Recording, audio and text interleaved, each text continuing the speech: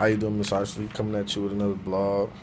Um, First of all, I want to talk about my feelings and my response to the Kinsey Library and the sex shop video.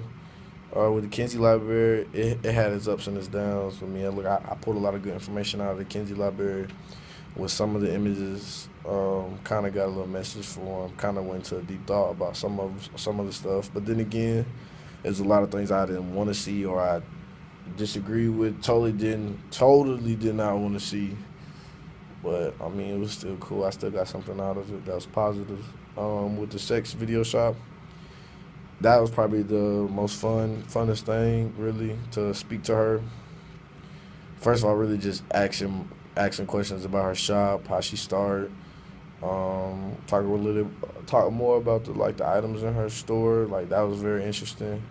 And then speaking to her about like just the business side of it, and, like how she started, especially being a black woman and then being a lesbian on top of that.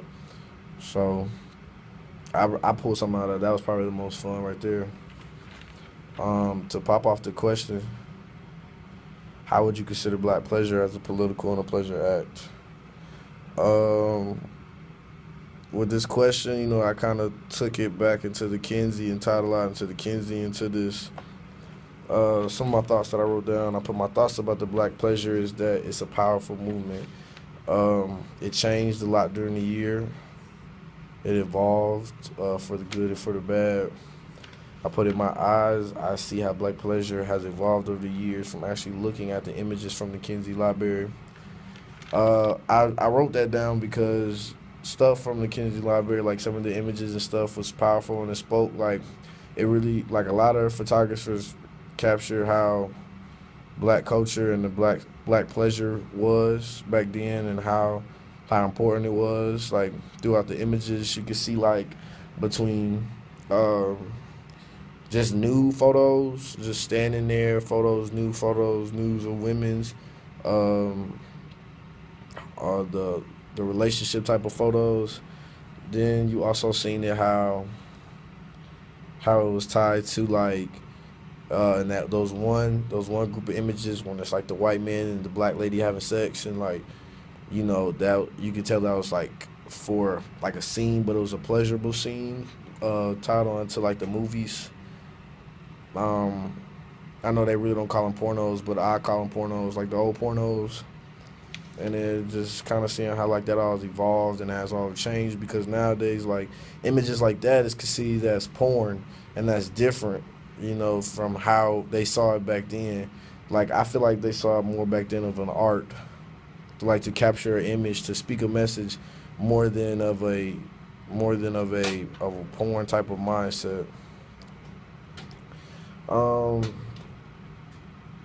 Yes, that's kind of like me tying that back into that. That's really how. That's the only way I could possibly tie it back into the consider black pleasure a personal act. For the political act, I had some difficulties with the political act part. But kind of like hit it on the head a little bit. I think I did, but considering black pleasure as a political act, put it like as a decision making or um, a decision making or like a based off of a normal opinion or like